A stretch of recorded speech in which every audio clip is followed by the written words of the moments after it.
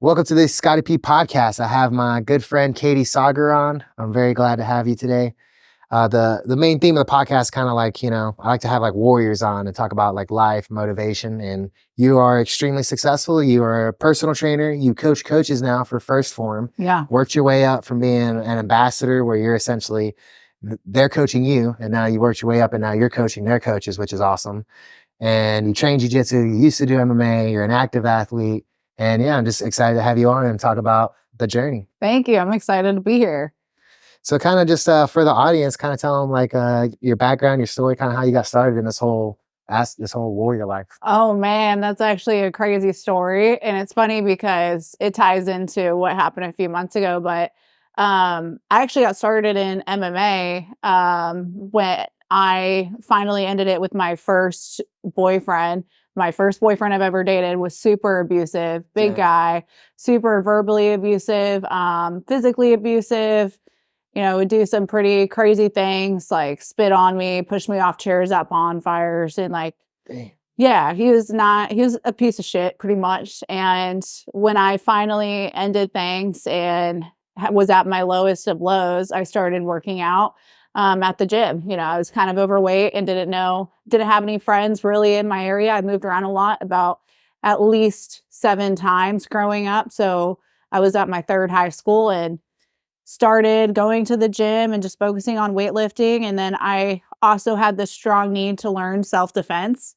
So I started at Team Rivas Jiu-Jitsu. And that's really where I started my jiu-jitsu journey. And I felt more and more confident and wanted to keep things going and started training more on a consistent basis and then dived into MMA a few years later. But that's kind of a quick version of how I started MMA and how I got into it. Yeah, I didn't even know that. How long ago was that? So how long ago was my first, when I started? So I started when I was 18. That's when we finally ended things for good. And that's when I stepped foot into a jiu-jitsu gym. Actually, it was right before I turned 18, probably the December before my birthday. I started training jiu-jitsu and doing something that was super uncomfortable, but I just had this innate need to start doing. Self-defense of some sort. Yeah, self-defense of some sort. I just had this idea in my mind that I'd come back and kick his ass. I don't know if you've seen that J-Lo movie enough, but I truly had it in my mind that I was going to beat the shit out of him in some party or something.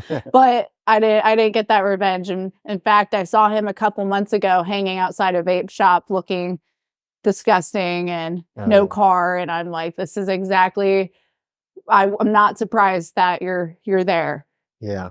So is that what you're referring to? What happened a couple months ago? You saw him again? Yep. Yeah. That's the ultimate revenge, ain't it? Yeah. Yeah. Oh yeah. Because you're essentially, you're a social media pop star now, if you ask me.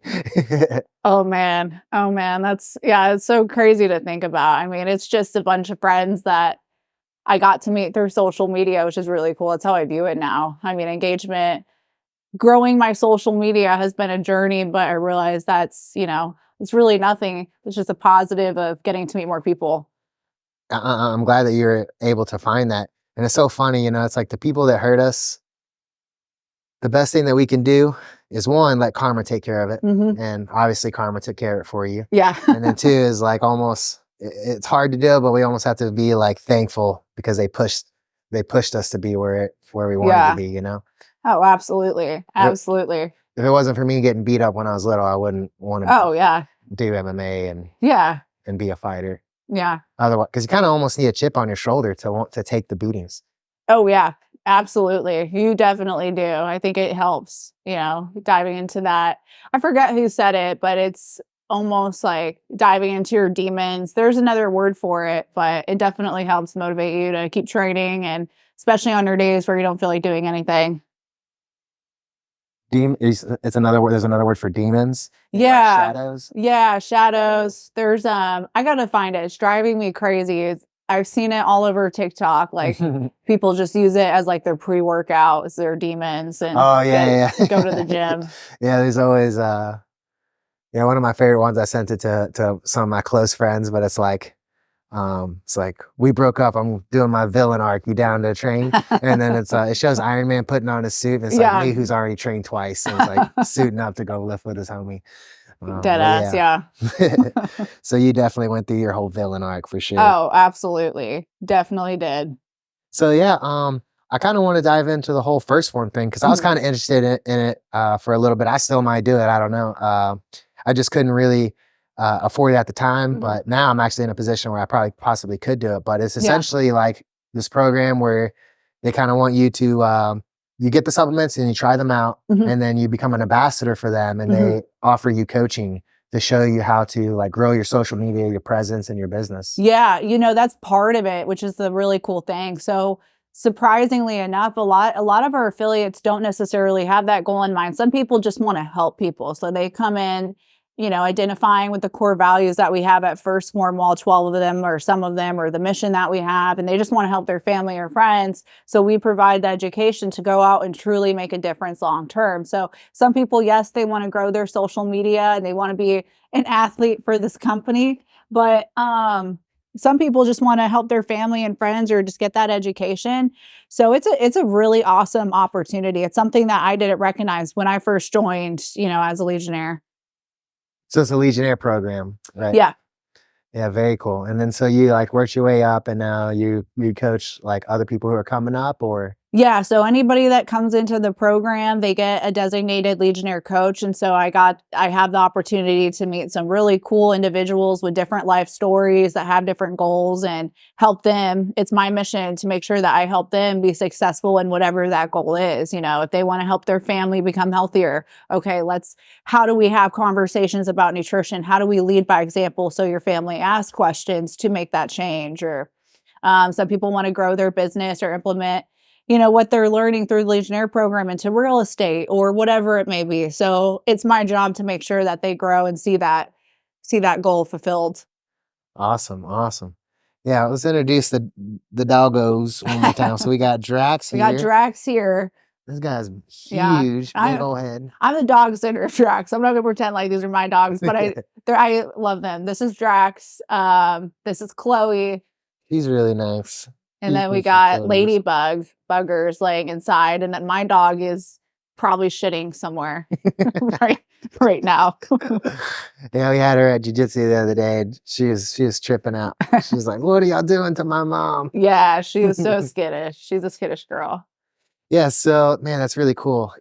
So the people who lead First Form, I want to say it's Andy Frisella Mhm. and who's the other one? His brother, Sal Frisella. Sal So Frisella. That's Andy right. is the CEO, Sal is the president, and then it's honestly a family-run business. Like, you see them there every single day. They don't take days off. If Andy ever takes a vacation, you're kind of like, "Are you okay? What's going on?" Because he works nonstop. And then their dad, Jim, who's in his 70s, he has his own office, and he's there almost every day in all our meetings. So it's really cool. Yeah, I listen to Andy's podcast sometimes, and yeah, that guy's definitely about it. Yeah, he's a great guy. He's very passionate about anything that he shares and talks about, but he's an awesome human being. I've learned a lot from him over the years. I know you're transitioning from MMA into more jiu-jitsu now. Yeah, you kind of want to talk about that a little bit. Yeah, so when I started training MMA and made the decision that I wanted to do an MMA fight, that was at the time when I was waitressing, I was still in college, I was working towards working for First Form full time. I had a little bit more flexibility in my schedule, and that was what I was working towards. And I ended up having a smoker, which is an MMA fight, but you cut it a little short. So it's to see like where each fighter is technically and if they're ready for a fight. And I ended up breaking the girl's nose in the fight. And Okay. yeah, yeah. And I'm not proud of that. I mean, she was going to break my nose. It was mine or hers. It was more so after the fight. I had this feeling of I'm capable of doing that, good for me, and I just wanted to dive back into jiu-jitsu. Um, Also with MMA, it is very, very taxing, and I kudos to anybody that pursues it, but the weight cut was a really big part of it, getting down to 145. I walk around 200. Having an autoimmune disorder, those weight cuts were pretty taxing, and I had to make the decision, was it working for First Form in my career or training MMA full time? And I chose my career, but that opened up this whole opportunity to dive back into jiu-jitsu and focus my time there. Yeah, yeah, yeah. So you train with me at Underworld Yep. Jiu-Jitsu, Yep. and Yep. you're a blue belt, and you do really well. It's funny. One of our white belts, Briquel, she's always like, "How do I get Katie to quit laying on me?" It's like, Oh, man. Yeah. Yeah, I never wanna be that blue belt that just lays on somebody, yeah, so, yeah. I just let her work a little bit and hold her down, but she's really tiny, so it's kind of like, even if I go 50%, to her, it's 100. yeah, yeah. Yeah, she was going against Zayden last night, and she Yeah. was like, "He rolls like he's mad at me." I'm like, "Yep, that's Zayden." Yeah, spazzy white belt. Yep. Yeah. So, um, is there a time when you're going through this that maybe you felt like you wanted to quit? Like, when obviously you've been able to see through the other side and you came out on Mhm. top, but like, kind of want to, everyone wants to ask about the good moments, the Yeah. success. But what about like the moments that really like forged you, like when you thought you were gonna quit, maybe? Yeah, it's honestly, like, there was no quitting wasn't an option with jujitsu. I understand how important it is to train, and I really do have that goal of continuing, past black belt and, like, doing it till I die.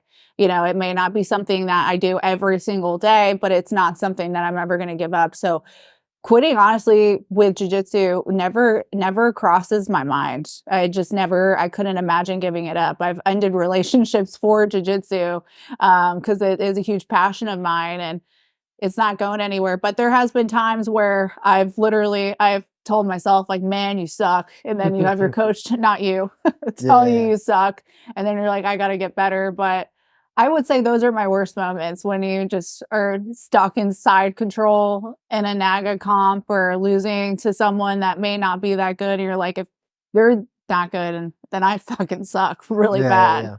yeah. But those are probably my worst moments, is just looking back at competitions and seeing all the growth that I need to make, but quitting never crosses my mind.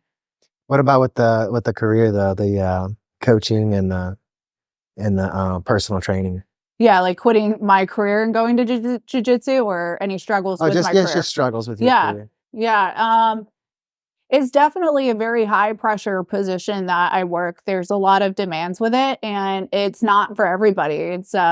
It's very select with who they hire, because of how high pressure it is, and the accountability, which are all great things. I mean, for example, if you are late to a meeting, even 1 minute, you got to do 10 burpees. If you're 20 minutes late, you got to do 200 burpees. It's not Oh, dang. it's not your typical workspace, but that's what drew me into first form. But there is hard days. It's not butterflies and rainbows. I definitely have days where I'm like, this is hard. What the fuck am I doing? Why don't I just buy a van and travel and not do anything? But that's obviously not an option, and not a route I'd ever go down. Yeah, yeah. It's funny that the whole burpees thing. That's the same thing at Vic's place. If you're a minute late, you gotta do 10 burpees, Yeah. and it adds up really fast. Yeah. 10 minutes is not a big deal until you got to do 100 burpees. Yeah, one day I was super late. I messed up my schedule. I was actually at headquarters working there, and I just had my schedule all messed up. Hindsight, I ended up being 20 minutes late to a meeting, and I was panicking. I literally thought to myself, I'm like, "Should I shit myself? Like, should I just say I shit my pants?" Because I knew how many burpees I had to do. But I didn't. I didn't go that route. I showed up, and then I knew they were gonna hold me to it. I didn't have to do burpees in the auditorium during that meeting, but I knew I had to do them at some point. So after dinner, after a late night, after eating a ball of wasabi for a challenge, I go back to the hotel room, and I do 200 burpees at like 11:30 at night, and my coworkers were sleeping below me, and they thought it was like an earthquake. Yeah, jumping around. Yeah, and my coworker Eliza was like, "That's Katie doing burpees up there." Ceiling shaking. That's funny. And you be doing these these food challenges. They be cracking me up. You Yeah, be eating like a red pickle, and then one day so I saw it on social media one day, and then the yeah, next day I saw you at jujitsu, and I was like teaching and using. I was like, "Why are your fingers all red?" And you're like, yeah. "I ate another one of those pickles." Yeah, I had to give it another shot, because I like everything. Like, there's not one food I don't eat, and I'm not saying that, like, just to be, like, vague. Like, there's literally not one thing I will not eat. I love everything. I've tried everything. So me not liking something is pretty foreign. So I had to give it a second shot, and It was not good.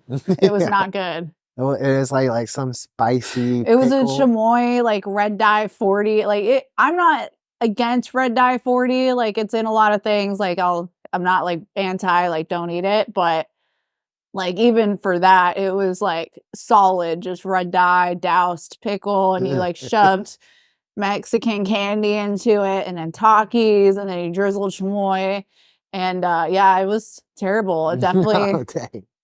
challenged my asshole that night later. I bet we were like making jokes about you could do a YouTube channel. I was like, man, if you did a YouTube channel, you eating these crazy ass things, it would pop. I'd watch it. Yeah, yeah. I forget what that's called, but that's, very popular. However, it's usually people eating a large amount of foods, which I'm like, "That's not a challenge for me to put down, like, 7 large pizzas." Like, I can do that, but Yeah, I try not to do that. right, right. So, but No, you should doing just do weird food yeah, challenges. yeah, I gotta find weird foods that people want me to try, Have and you then seen those it's like an oyster, but it's got like a big old long like dick looking thing, and then you bite into it, and it goes water everywhere. What? Yeah, it's like No. an oyster. Right? So you know how oysters like you open them and then there's Yeah, like just a yeah. little well this one like it gets so big Oh. it grows out and it looks like a like a fucking dick. And then when you bite into it, it's like so got like so much water content in it, it like gushes. I don't know if I would do that one. I mean, I would try it, but I'll have putting to show you after this. It's yeah, hilarious. yeah, putting that on camera, I don't know if I could do it. I don't Yeah. know. Apparently you're supposed to slice it, but the Instagram, YouTube people, they just like take a giant chunk out of it and it just be Yeah. busting all over the Oh, place. Yeah. yeah, I think that would be flagged if I did that. Yeah. But I would try it. I'm down. Have you ever tried like the crazy Dorito where it's like one chip? Yeah, I think this house has it. Wait, what? I think this house has it, the one Oh, chip dang. challenges in the pantry. Yeah, yeah, I think I did see you actually try to eat one before. Did you put it yeah. on like one of your stories one time? I think so. It was super spicy. I mean, I'll try spicy things too. Yeah, I'm kind of scared of the chip. Yeah, yeah. I mean, it's really spicy. You do need some milk, like, right after. Yeah. Yeah. Yeah, no, I've had my fair share of spicy before. My mom's side of the family is all Spanish, so they were telling me one time I was in there hopping an airplane, just like eating them. My whole face like broke out. Oh my gosh, I Yeah. could never. Oh man. Yeah. So we talked about your personal training, your coaching. Mhm. Oh man, the food challenges be cracking me up. But let's say someone wants to grow their social media. You've had a lot of success that I've learned from you as well. Kind of with the whole like you're super active on your stories, which really Mhm. sets you apart. It's like anytime, like most people's stories aren't that good. A lot of times they're also just like reshares of other people's stuff. Right, right. But a lot of times I'll go through yours and then yeah, something will catch my eye. And it'll be you talking about something Yeah. and you actually open up pretty well. Like, you just be saying some wild stuff. Like Oh, yeah. you just whatever's on your mind comes out, and so I can tell that you've Yeah. built that like comfortability of being on there. Oh, yeah, I've definitely crossed the line a few times. Some of the things I've said, hopefully they're gone, but they're probably some people Somebody, probably someone saved has a it. stash ready Yeah. to threaten me at some point for money. That wouldn't go well either. But yeah, social media, like growing your engagement, I did it the wrong way, and then I learned how to do it the right way. And what I mean by the wrong way is, I cared so much about followers. I would do whatever it took to get followers and to get engagement. When I first started back when Instagram was created for the first 3 years, and I realized I was losing actual people that I looked up to or that I liked. So I had to go back and restart everything and do it the organic, genuine way, which was just me being myself.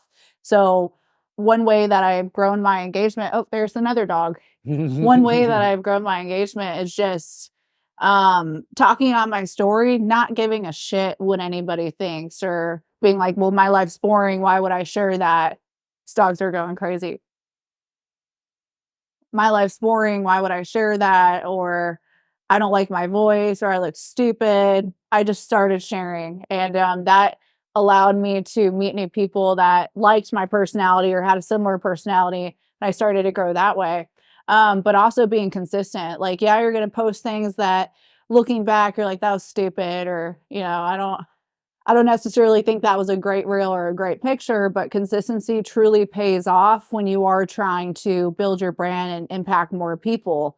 So I made it a deal with myself that I was going to post every day, almost every single day for a full year. And even posts that I made where I'm like, this is stupid, but I'm going to post it. And this is probably not going to get a whole lot of engagement. Holy crap. You guys He's are, got somewhere to be. yeah. um, it's kind of like the lottery. So I would post something. I'm like, I'm probably not going to get anything, but I'm going to put it out there because it's my personality. And, and it would get like 30, 50,000 likes. And then I would get a bunch of followers from that one reel that I thought was stupid or I overlooked. So you never know. You can never bet on something blowing up. Consistency truly is what's going to get you there. Yeah, yeah. It's funny how that works. I've had ones where I thought they were gonna do really well, and then just no one really cares. And then I've Yep. had ones where I was just like just trying to get the work done, and then I look back later and it's like blowing up, getting thousands of views. Yep. So it's funny how that works. But yeah, you're right. The ability to consistently post and find I guess it's like you kind of want to be able to find. We got the weed eater over there. He's going nuts. It doesn't even sound like a bark. The dog. Like a whine. But yeah, being able to find that, like for me, I have to find like I have a couple different ideas. So I got like memes, I'll do breakdowns, and then I'll Yeah. do like highlights, and I cycle between those three. Yeah. And I get really good. Like memes, I can think of a meme in like couple minutes. And I Yeah. can post it in Memes are good. seconds. But the memes have helped me be more consistent, because it's kind of hard to like always have a highlight. Yeah. And it's hard to always have a breakdown ready. Yeah. But I can mix it up with the meme. So it's like, I guess for those, like, how do you be consistent? It's having multiple ways of getting your message out there, I guess is what I would say. Yeah. I would say they're called pillars of your brand, like having different aspects that are truly part of your life, not what you think your life should look like, but literally what does your life look like and showcasing that on a consistent basis or your personality. So like humor, like showcasing that jiu-jitsu is a big part of your life, maybe fitness, podcast, and just rotating through versus like all putting yourself in a box or setting your expectations so high they're not even realistic to what's actually going on in your life. Right. That makes a lot of sense. Yeah, keeping it. Yeah, you put it really good. The pillars of your brand. Yeah. Right. I try to be funny, so that's why I like the memes. People will think you're funny. Some people won't, and some people will love your humor, and they'll be ride or die, which is the great thing about showcasing that too. Yeah, and I'm trying to take a note out of your book about the opening up more on the stories, because I usually just either share my stuff, reshare, but no, like listening to your stuff, I'm like, man, that's something that I could be doing too, because I feel like I know you more now. Yeah. Listening to your stories, and then when I see you at class, I'm like, oh, what you did was funny, or like, oh, how was that walk you were doing this morning, or whatever. Right. It's like now, because when we see each other, it's usually just like, when you see someone else, it's just like small talk, but you really don't know much about the person. But when the person's got their stories out there, you actually feel like you know them. And it's like, oh, yeah, how's that book you've been reading or whatever. Exactly. It's just like, I have a bunch of followers, so I'm like, man, it'd be an easy way to really connect with them, because it's like stories are good in between the posting and your life, because you don't always want to put every little thing that you do as an actual post. Right. But if you put it as a story, it'll be out there for those who actually keep an eye on you. Yeah, absolutely. It allows you to build relationships very, very quickly. You're just doesn't want to go nowhere. Yeah, it allows you to build relationships super quickly with people because they feel like they know you, and people want to relate. Everybody has this. Most people, there's some psychopaths out there, but most people have a strong need to relate. Man, these dogs are going crazy. All right, so we had to take a small break. The lawnmower was driving the doggos crazy. Yep. But not this one. This one's okay. Chloe's the best. She's my favorite. Yeah, she does seem sweet. So, like we've been talking about we were talking about the stories on Instagram, and you helped me a lot. You know, you were saying how if you're struggling with like what exactly to talk about on your stories, you could just start with what you did and then what you're going to do. Yeah. And I still have, I've done a couple, but I know I could be doing better. So I'm still working on it, but it does make it a lot easier when you frame it in that way. Yeah. Yeah. Absolutely. Like showcasing different pillars of your life too on a daily basis. Like if you just only showcase jujitsu, now people think that's all you do all day long. And there's other parts of your day that you maybe are important to show. So people can relate to. So maybe if they're not as great as jujitsu, but maybe they relate to you on a personal side, whenever they have jujitsu questions, they're going to go to you versus all like the jujitsu gurus out there, black belts or brown belts or people posting, because you're different, your personality aligns with theirs, and they feel comfortable reaching out. They don't expect a bot response or you're not going to respond to them. So that's why it's incredibly important outside of being able to build relationships on a faster rate, especially when you see people in person. So you get through that bullshit small talk of like, how's the weather? It's great. Oh, you know, and you can actually have like a deep conversation and connect with somebody. Absolutely. So you're in the gym a lot, right? You practically live in one. And yeah, what would be your advice for someone who's, you know, trying to live a healthier lifestyle and or maybe trying to help others with that lifestyle? What would be your piece of advice for them? I would say one, definitely start tracking your food. Like that is something that is huge for nutrition because a lot of people undereat protein. I was one of them. Prioritize protein. That's a second thing. Like that is a huge thing that will absolutely not just help with fat loss and putting on muscle, but your long-term health and your how you go day to day, like everyday functions, your brain health. So prioritizing protein, tracking your food, focusing more on the habits and the outcome. And what I mean by that is a lot of people are like so focused on losing 30 pounds or 40 pounds with all the New Year resolutions that they're not focused on like what is a realistic game plan that I can stick to long term. So whenever they lose those 30 pounds, sometimes through terrible measures, they stop because it was so hard for them to like sustain those habits, and then they stop. So I would say focus on habits first and don't focus on being perfect. Like the all or nothing mindset will truly hold you back when it comes to your nutrition and fitness. Like just show up and that's a win, and then progress every time you show up versus expecting to spend 2 hours in the gym and burn yourself out. Yeah, yeah. I was talking to someone today. They were just like, "Man, you're looking slimmer," and I'm like, "Yeah, I'm just trying." And they're like, "You changed it?" They kind of asked me a little more in depth. I'm like, "Dude, it's just kind of been like my goal is to just get it like to go, you know, slowly down. It's never perfect. Yeah. You know, like, oh man, I was on dialed in on point, and then Thanksgiving hit, you know, and it's like I'm not gonna be the loser eating prepped meals with my family. No. I'm gonna take the time, enjoy some good meals with my family, and then get back on it. And then, you know, we got the holidays coming up. I'll be at my parents' house, and I'm not going to be the dork eating grilled chicken, you know?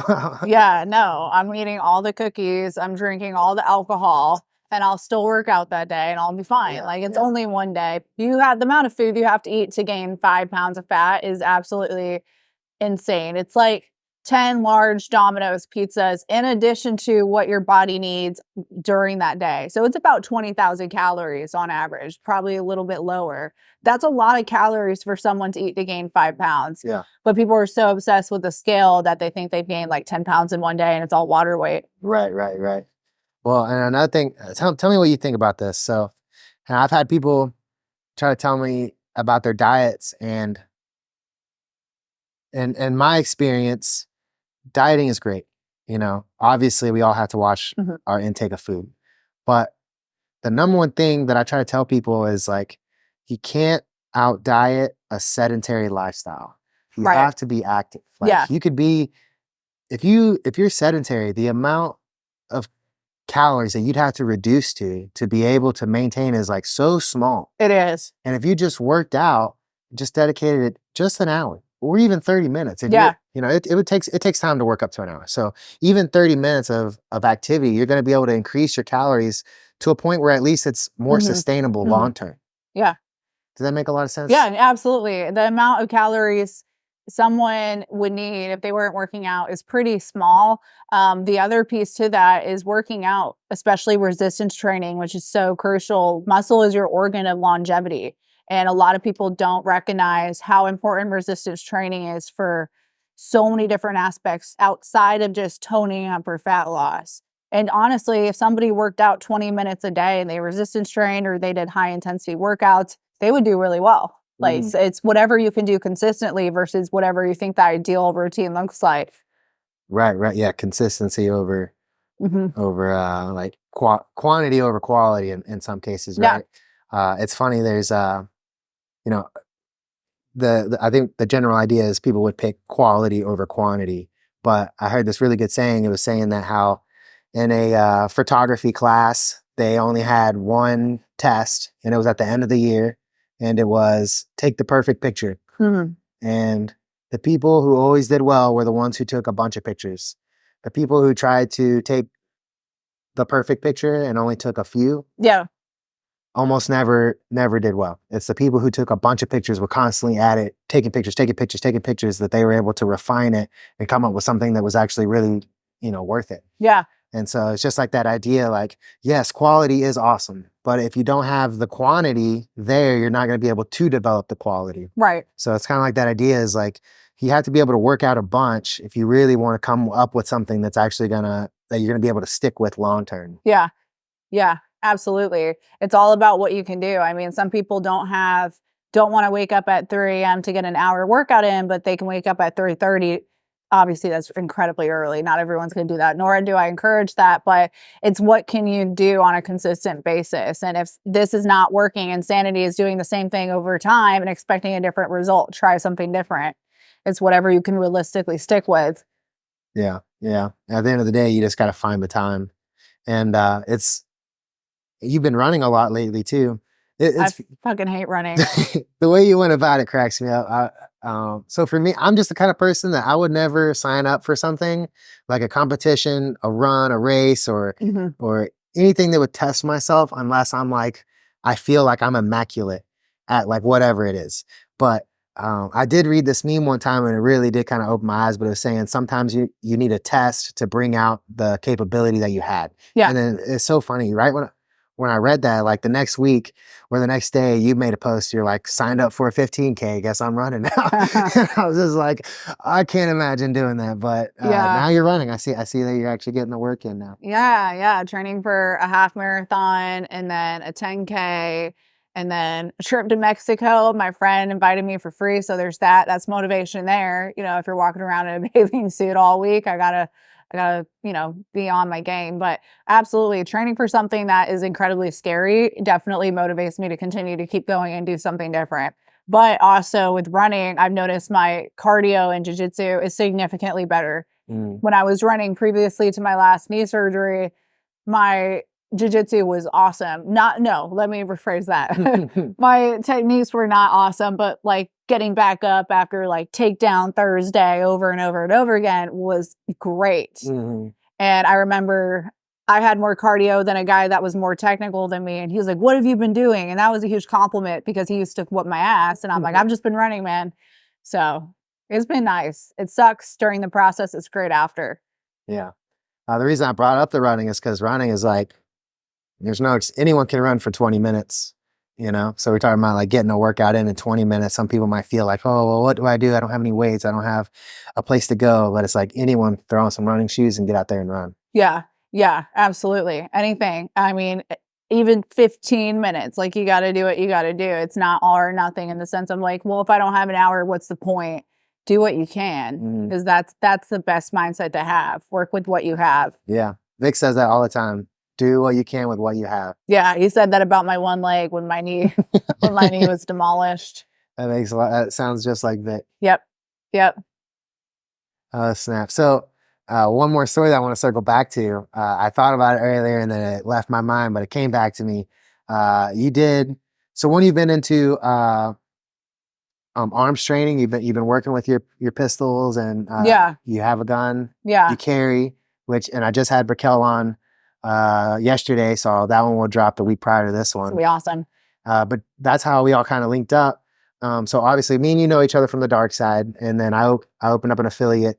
I didn't open it up, but I got put in charge of the Underworld Jiu-Jitsu affiliate in Conroe. And then you brought Brickell in. And it's because she said that you call her your gun sensei. Oh yeah, I do. Yeah. Yeah, she taught me everything. So which is really cool. So now all three of us train together at Underworld. And so yeah, obviously she's really big on self-defense and making sure that you're armed and women's ability to have self-defense and being able to take care of themselves with a pistol. But yeah, do you want to kind of like talk about your journey of owning a gun and training with firearms? Yeah, so I grew up with parents that, I don't want to say they're liberal because that's embarrassing, but they did not have guns in the house, and I've never, been around them. So any experience I've had was not the best experience. So it was like not something that I was completely against, but I just never got into it until I started working at Twin Peaks with Raquel. That's how we met. And I started working at Twin Peaks with her, and she was known as the gun girl at the restaurant. And she was talking about doing this class with her significant other and training partner, Joe. And I was like, well, I want to learn about guns. Like, I have no idea what I'm doing. I have no idea how to shoot a gun. I don't have a gun. So I did the class with her, and it just opened my eyes to how important it is to have one, but also how so many places don't teach people the right way, and it can be super intimidating. And with her in this class, it was not intimidating at all. It was exciting. I felt more confident, and I just kept going back and doing these classes. And eventually she went with me to get my first pistol, and it was really cool to have a gun. Because I don't know if I told you, but I was leaving Dark Side one night, and this is also what motivated me to get a gun. There's this really like ghetto gas station like across the street down the road a little bit, super run down. And I went to go get gas there in my truck, and I didn't have a gun at this point. And there was nobody there, and this minivan parks parallel to me. So here's my truck getting gas. The gas pump's right there. This minivan comes in and it parks parallel to me.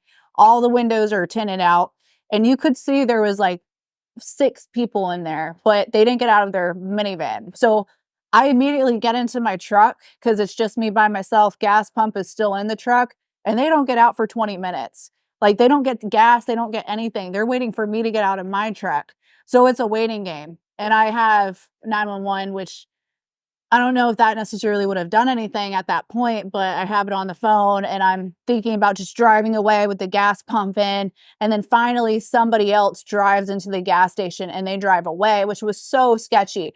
But I was able to see a little bit through the tinted windows. Not only did I see quite a bit of people, but I also saw a rope around the headrest.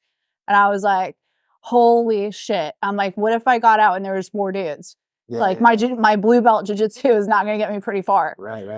So you have a nice truck. Yeah.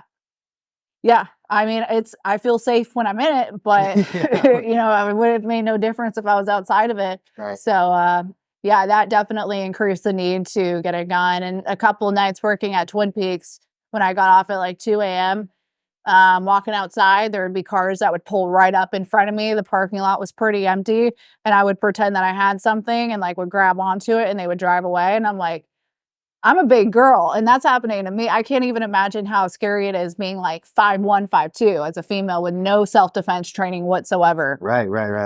And now I also see you carry like badass like blades and stuff too. They got that cool one that comes out like a hook. That scallywag dagger. It's aluminum. That we actually, not my idea, but someone had a hog that they killed, and so Brickell's like, let's do like a knife class where you know how to use your knife, and that can cut through arteries. Like of the pig. Like, we were slicing. It was disgusting. I was throwing up, but it works. Heck yeah. So yeah, now you're like the last person anyone will want to mess with, which is cool. So one last story I want to bring up. So you did a force on force class, I think is what they called it. And I saw you grappling people for the weapons. Yeah.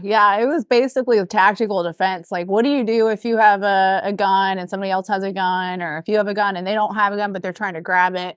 Awesome dude that taught it, Ruben. So it was with you're just getting beat up by I'm about to. Oh god, it was a little ass. Gnats. Got him. It was with Paradox Trading. So that was really, really cool because your jiu-jitsu is going to look a little different when that person has a gun. Like there was a few black belts in that class where we did evolutions, which is basically rolling with guns. And the whole goal of it is like, okay, you have to shoot him and make sure that he doesn't get his gun out and shoot you. And one of the guys uses jujitsu, like straight jujitsu, no tactical training, and ended up getting shot. So it looks a little different. So that was really cool, being able to know how to disarm somebody or where to put your hands if they are pulling out their gun or trying to get yours. And I really loved that class. It was an awesome opportunity. And my jiu-jitsu was much better in my life or death situation than a freaking competition. So next Yeah. competition, I'm just going to give somebody a fake gun and be like, can you pretend like you're going to shoot me? And then maybe I'll do better. Yeah. Yeah, I saw you're on top of some poor guy squeezing his head. That was hilarious. Yeah. Yeah, that was fun. Yeah, I did. So we did that a lot in the Marine Corps. Yeah, Brick Hill was the one who told us about that class, and I wanted to go, but it just snuck up on me too fast, and I had to be in Austin for some stuff. But no, that was a common thing we would do. We'd start grappling, and then they would throw the weapon in, or you would have no weapon, and they would have a weapon, and your goal is to control them. And I was always really good at it. I've always done jiu-jitsu for a long time, and I got really good at Kimuras really early. And if you know how to use a Kimura, you can always control the elbows and the hands. And so I've always been really good at taking weapons away from people. But no, I saw that class and I saw you do it, and I was super jealous. I was like, oh man, that's gonna be so much fun. Yeah. I can't wait till they come back and do it again. Like I would drive to Florida for it, which is where Ruben lives, because it was that good. Dang. And it was only one day that I did it. It was a 2-day course. One day was tactical defense, and the next day was shooting. So it was awesome. Yeah, definitely. Yeah, if they come down again, let me know. I would love to do it. Yeah, absolutely. Heck yeah. Well, I don't want to take up too much of your time. I guess I'll ask you like one more question. Like, you know, you've come a long way in a short amount of time. You've been training since you were, I think you said right before you're 18. I think you said you're 24, 25 now. Yeah, I'm 26. 26. So you've been training for a long time. You've been doing this a long time. If do you have any like closing pieces of advice for anyone that's looking to better? Actually, let's gear it more towards women, because I know you said that you want to kind of promote more women getting into self-defense and taking care of themselves. So what would be your piece of advice for a young lady that might be watching this? I would say like do things that challenge you, because growth doesn't happen through being comfortable. So like it doesn't challenge you doesn't change you, and that is so true. So if there's a class that you see and you're like, I don't know if I should take that, like I'm so out of shape, or I'm going to look stupid, that is your sign to take that class and to go for it and do it, because you'll be 1% better when you walk out. And self-defense is the ultimate body positivity that you can have this day. It is incredibly dangerous out there. There's so many freaks and creeps, and it's just, you never know what's going to happen. It's kind of like CPR. You want to have it, not hoping to use it. So start now. No matter how scary it is, you will be so glad that you have it. Yeah, 100%. There's countless stories. Me and Raquel got into it, but things are only getting worse. You know, like yes, we do live in the safest time in all of humanity right now, but also you could say that the U.S. is in a time of struggling. We're on the brink of a depression. We have more and more people from outside this country coming into the country now more than ever. And they like Tim Kennedy. I'm sure you follow him. So do I. You know, he talks about just how many people are, you know, potential terrorists that are coming in that they're allowing in. And, you know, he's pretty much saying like, be ready, be prepared. Yeah. And there's constant evidence on his Instagram. If you're like, oh, I don't believe it, go look. He has plenty of evidence of the chaos that goes around. Like I was telling Patel, someone stole her purse, stole this lady's purse in front of her baby in the middle of daylight at Kroger's, and jumped in a car and they raced off. Yeah, and that's fucking crazy. And so I definitely agree that it's got him. I definitely agree it's only going to get worse. So, you know, you don't want to be, you want to be the warrior in the garden. Yeah, not the gardener in the war. Absolutely. Yeah, it's terrifying out there. The stories that you hear. I just saw one. This story chilled me to my bones, and I know this happens often. It's actually in Mexico, and which mentioning that I have a trip in Mexico doesn't really tie well into this, but I'll be good. But this friend group goes to Mexico, and I think it was last year or 2 years ago. I think it was actually last year. And they're all having a good time. They're at this bar, taking tequila shots, dancing, and this boyfriend's girlfriend goes to the bathroom and then she doesn't come back out and they can't find her anywhere. So for the rest of their trip, they're driving around looking for her, still can't find her, and they have to go. Their trip is up. So they're contacting the authorities and trying to get a private investigator. And while they're driving back to the border, they see a van driving in line as well. And there's a girl that looks just like his girlfriend. So he's asking the people in the car, they're like, is that her? Is that her? And they're like, yeah, that's her. So they get authorities without making a big deal to go look at those people in the van. And they all get out and they drag the girl out, and she was actually dead, and everything was taken out of her, and she was stuffed with drugs. And this Jesus. happens very, very often. Kids, young women, it is so scary.